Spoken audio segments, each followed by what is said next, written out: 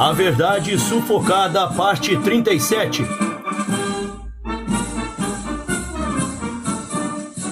Governo Médici e o Milagre Brasileiro.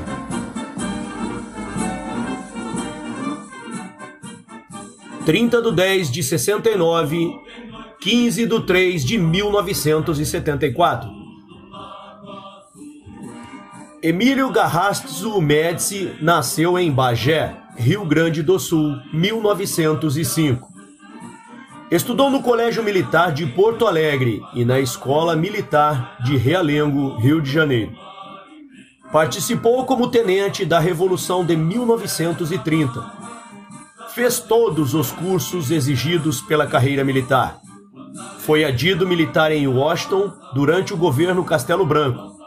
Chefe do SNI no governo Costa e Silva e comandante do 3º Exército na região Sul, antes de ser indicado para a presidência da República. Aceitou sua indicação como um dever militar a ser cumprido e, ao assumir, embora sendo um desconhecido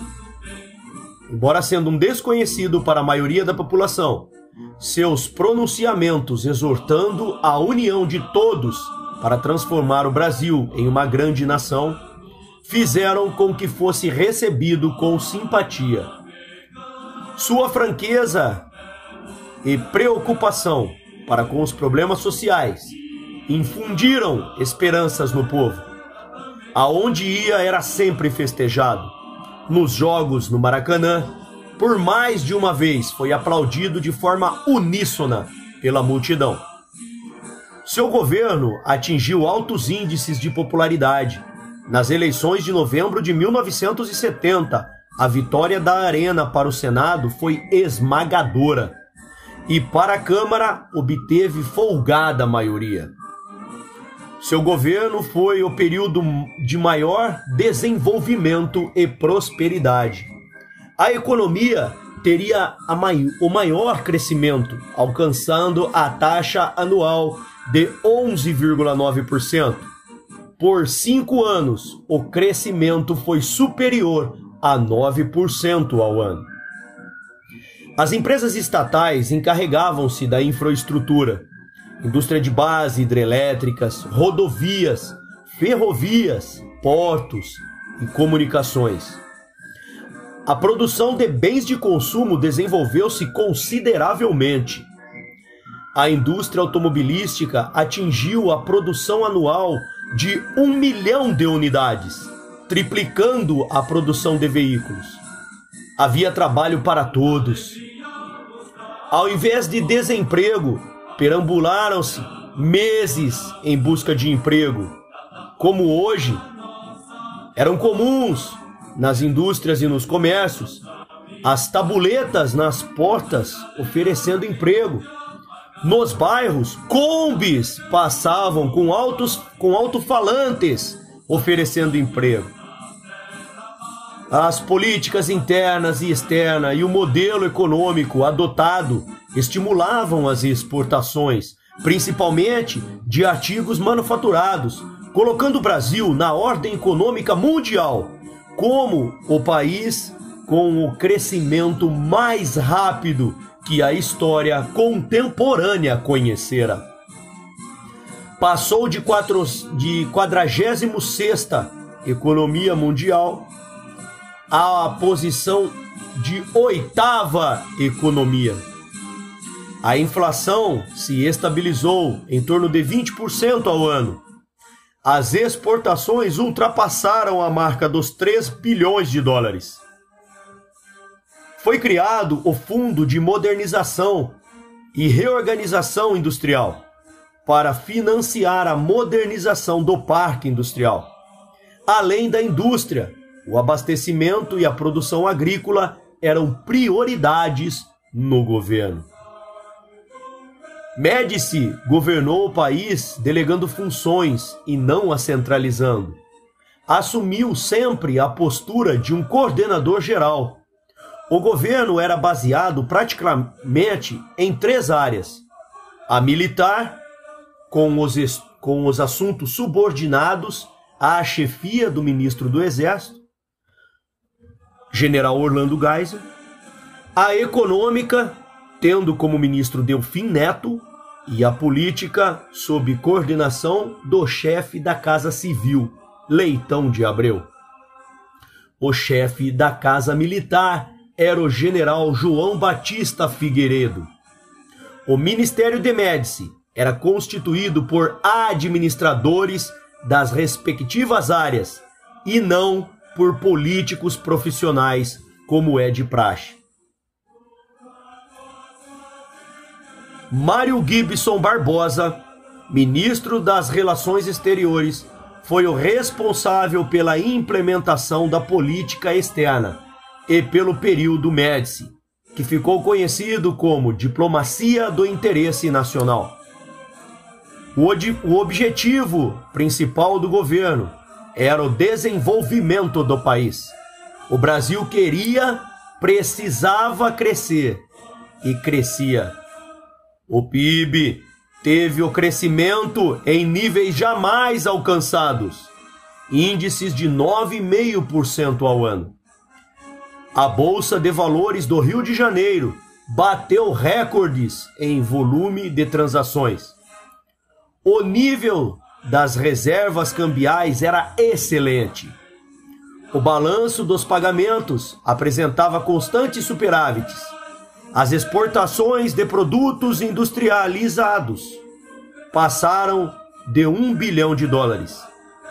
Duplicara a produção de aço, triplicara a produção de veículos e quadriplicara a de navios.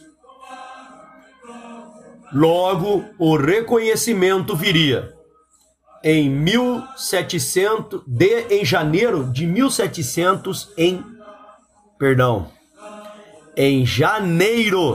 1972, Flávio Marcílio, presidente da Câmara dos Deputados, fez um pronunciamento favorável à reeleição de Médici, deflagrando no Congresso debates entre dois partidos existentes.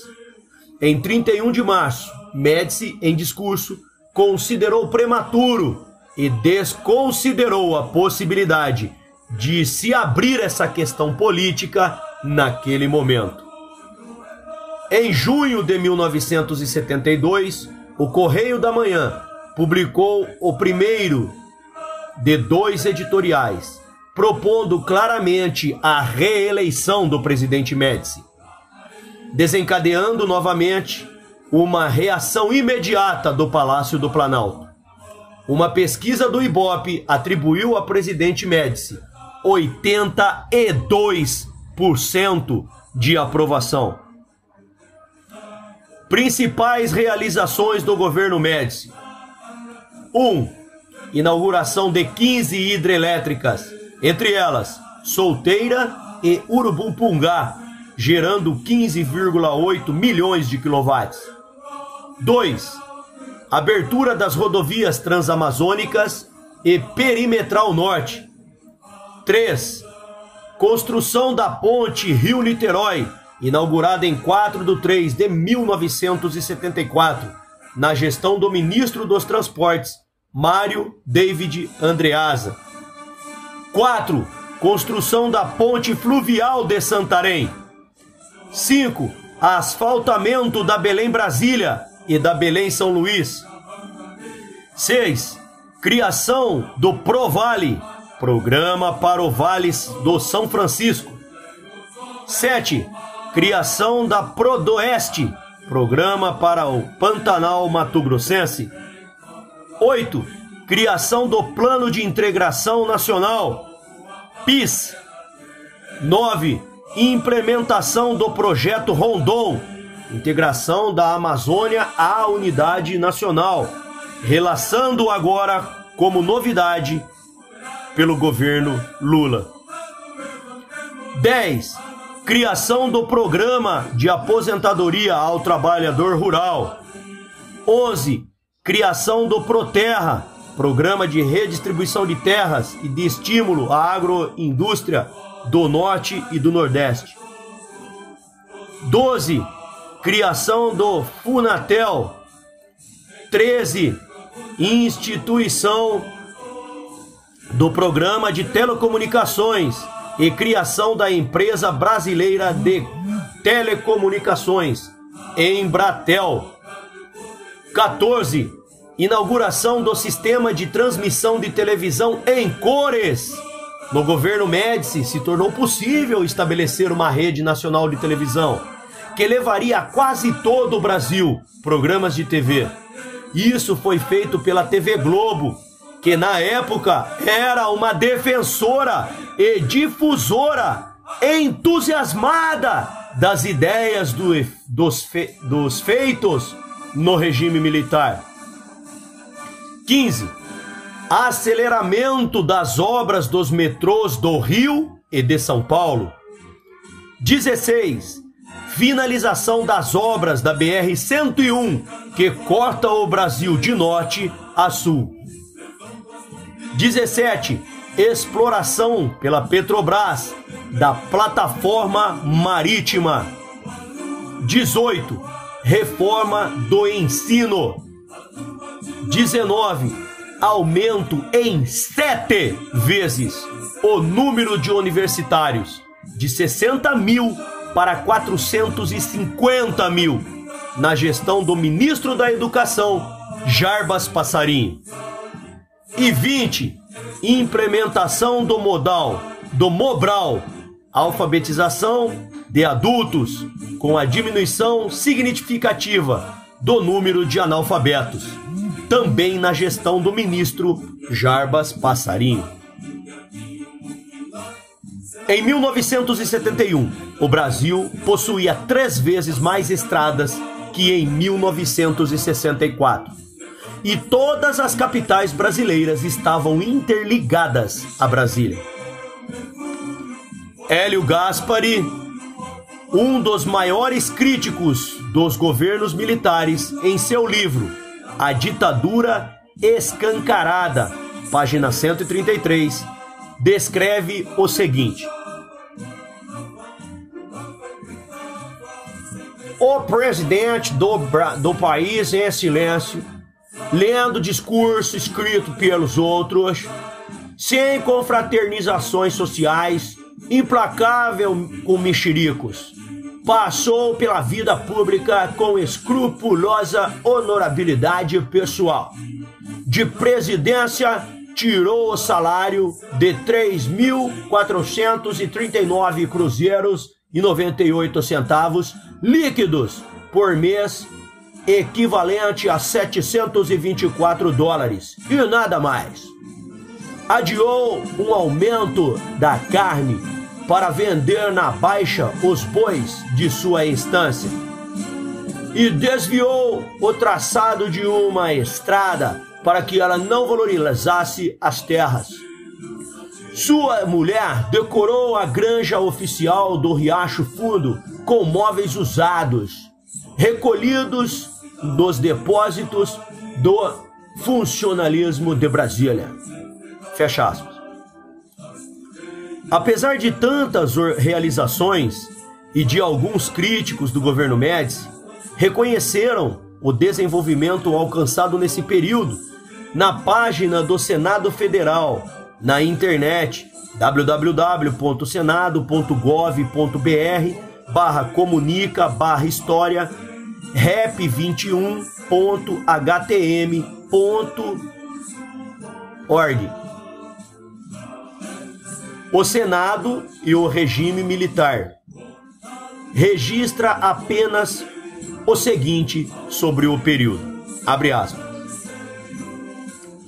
o governo Médici, a junta declarou vagas à presidência e à vice-presidência da República, definindo o processo de escolha do novo presidente, pelo qual os oficiais generais das 3 armas indicariam os candidatos às suas preferências. Foi apontado o general Emílio Garratzo Médici, ex-chefe do SNE, eleito pelo Congresso Nacional, reaberto 3 dias antes, para o período de 1969-1974. O governo Médici transcorreu sob o clima do milagre econômico, com a realização de obras e projetos impactos ambiciosos. Durante o seu governo nasceu o terrorismo no Brasil, tanto do governo em relação à sociedade civil, quanto da direita em relação à esquerda, e da esquerda em relação ao regime. Formaram-se pequenas organizações de esquerda, sendo a guerrilha chefiada pelo ex-deputado Carlos Marighella e o capitão do exército Carlos Lamarca, dizimada em 2 anos. Fecha aspas. O responsável por essa detalhada descrição do governo Médici ou tem memória seletiva, só lembra o que interessa, ou é muito jovem e teve a cabeça feita por uma geração de políticos, professores e jornalistas, formadores de opiniões, comprometidos com a ideologia que levou os jovens, orientados por experientes comunistas, a se atirarem numa aventura sanguinária, na tentativa da implantação de um regime popular, seguindo o modelo de Cuba. É preciso lembrar e relembrar que os atos terroristas não nasceram no governo Médici. Desde 1966, quando a AP explodiu uma bomba no aeroporto de Guararapes, matando 2 pessoas e ferindo 13, esses atos bárbaros vinham se intensificando. As pequenas organizações de esquerda, portanto, existiam antes do governo Médici. Algumas como a POLOP, a AP, a APORTE, o Grupo dos 11, a FLN, existiam mesmo antes da Contra-Revolução de 64, ainda no governo João Goulart. A tentativa de implantação de uma ditadura do proletariado vem de longe. Outras organizações que atuavam na época, como o PCBR, a LN, Correns, DIGB, Futuro MR8, Colina, VPR, PCR, Molipo, VAR Palmares, MNR e outras, são anteriores a 1967. Quando Carlos Marighella, na realidade, ele era um desses antigos comunistas, militava no PC desde 1930 e veio, ao longo dos anos, radicalizando suas atividades subversivas, passando a pregar o terrorismo a partir de 66. Seus adeptos, na grande maioria estudantes, foram levados à morte por sua nefasta influência. A desinformação ou má fé vai longe. No governo Médici, a organização de Marighella, a ALN e outras, seguiam apenas os ensinamentos do mini manual do guerrilheiro. As instruções para a prática dos atos terroristas, idealizadas por ele, que morreu em 4 de novembro de 1969, Médici assumiu em 30 de outubro de 69. Assim, a presença viva do ideólogo do terror em seu governo foi a de exatos 5 dias, o que não impediu que os seus adeptos tenham feito, juntamente com a organização da qual Lamarca pertencia, a VPR, fundada em março de 68, atos de extremo terror, omitidos na página citada. Até o final do governo Médici, 120 pessoas haviam sido assassinadas pelos terroristas. Ele enfrentou assaltos, atentados à bomba, ataques a quartéis, 8 sequestros de aviões, 8!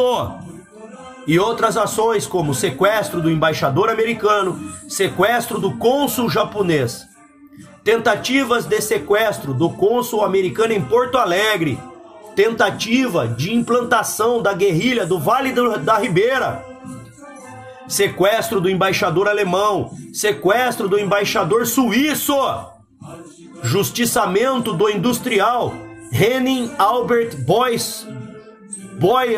Boylesen, justiçamento do marinheiro inglês David Gutenberg, morte do major do exército José Júlio Toja Martínez, justiçamento do comerciante português Manuel Henrique de Oliveira, justiçamento do delegado de polícia de São Paulo Otávio Gonçalves Moreira Júnior e guerrilha do Araguaia. Foi necessária uma repressão forte e organizada para acabar com a subversão e o terrorismo implantados no país.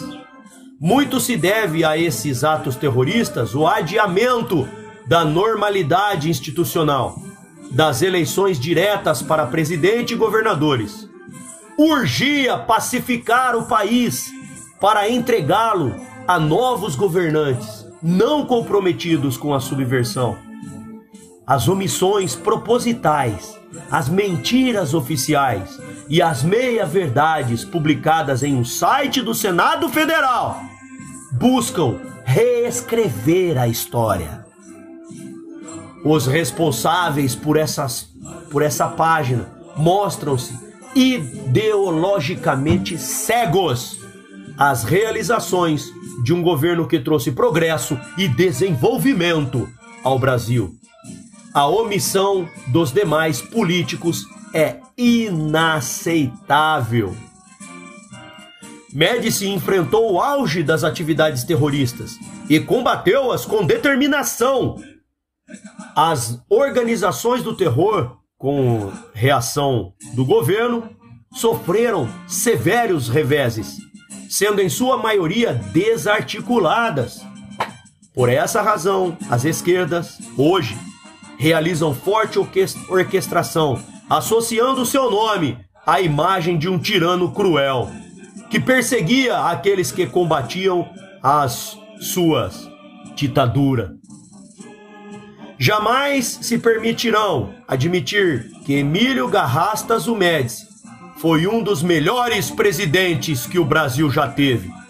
Os ideólogos dessa esquerda ultrapassaram significativamente os seus mestres e modelos de comunicação, Goebbels e Lenin, transformando a mentira, o engodo, em meia-verdade, em uma nova história.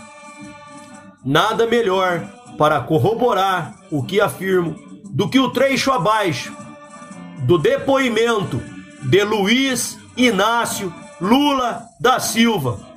Ah, jura que eu vou ter que ler as palavras desse cara? Ai. Quer ler você não, João?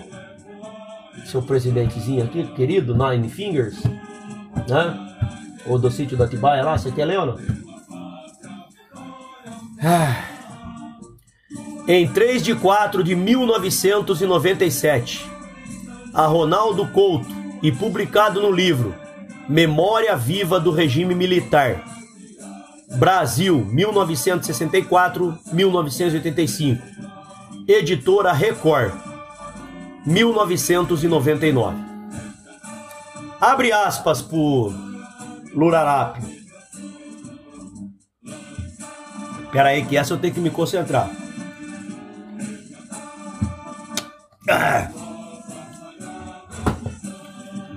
Agora, com toda a deformação, se você tirar fora as questões políticas, as perseguições e tal, do ponto de vista da classe trabalhadora, o regime militar impulsionou a economia do Brasil de forma extraordinária.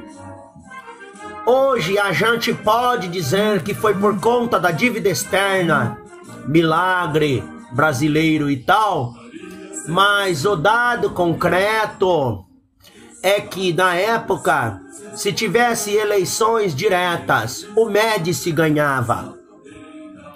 O problema da questão política com as outras questões, se houvesse eleições, o Médici ganhava. E foi no auge da repressão política mesmo, o que a gente chama de período mais duro do regime militar. A popularidade do Médici no meio da classe trabalhadora era muito grande. Ora, por quê? Porque era uma época de pleno emprego.